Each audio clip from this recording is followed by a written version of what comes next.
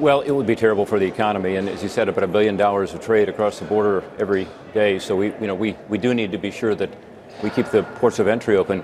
The president's point is a good one, though. There is a crisis at the border. We have 4,000 people a day now being apprehended. Mostly it's families and a lot of kids. So we do need to change some laws, which would be much more effective than shutting down the ports of entry. The problem with shutting. Go ahead. Finish your thought. No, the problem with shutting down the ports of entry is people will tend to come in other places, not just the ports of entry.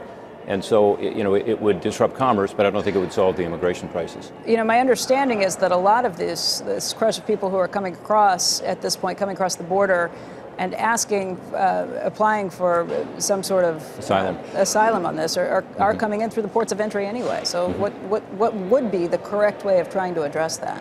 Yeah. We need to change the laws. Right now, people from Central America, primarily the Northern Triangle countries, see an advantage that coming to the United States because we don't have the capability to be able to detain people. And under law, we can't for more than 20 days when there are children involved, so families or unaccompanied kids.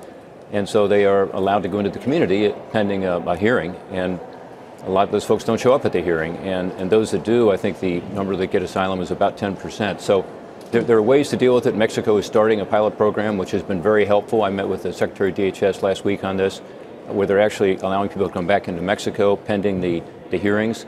That seems to have a positive impact because folks that have a legitimate asylum claim tend to be sticking around, and those that don't tend to go back home or perhaps staying in Mexico. But so there's some solutions here that are short term, but the longer term solution is to come up with immigration reform. I think about immigration reform possibly being able to make its way through Congress and through the Senate at this point, and it's hard to imagine that could work. Is there any behind-the-scenes movement to try and build any bipartisan support, something that could pass both houses? Yeah, there is. I mean, if you listen to what the administration is saying, they're talking about more enforcement along the border, which is definitely needed. And then other folks on the Democratic side are talking about being sure that the DACA young people who came here, with their parents through no fault of their own, are given some certainty. Those deadlines are coming up. There's also the folks who are here under what's called TPS, temporary protected status.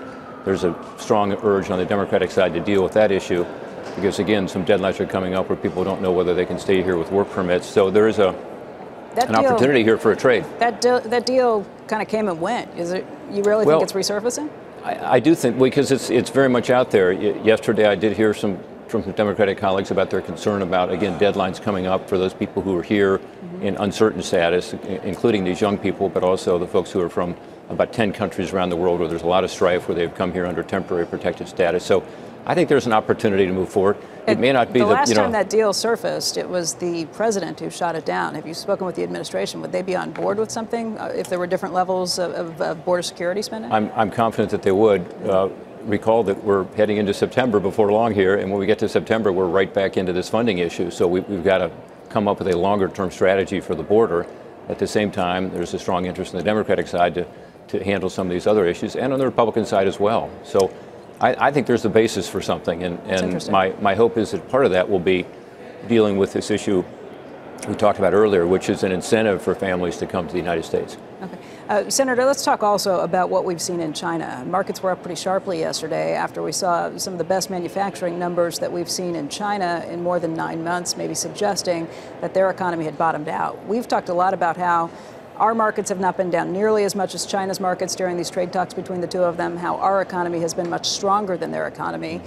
Clearly, they haven't gotten out of the woods yet. You may not be talking about the economy really picking up, but if it has bottomed out, does that change the dynamic at all in terms of our trade talks with them? Or is there still a lot of urgency to go ahead and get some sort of a trade agreement done between the United States and China? Oh, I think there's plenty of urgency. Their economy, first of all, is not as strong as they would like it to be, and that's really the point. They're not creating the jobs they need to be able to bring people into their urban areas, and this is a concern that they've had. But second, we have something on track here that looks pretty positive. I mean, if you look at what happened just in the last couple of days, they have agreed to buy some more soybeans, which for Ohio, that's a big deal.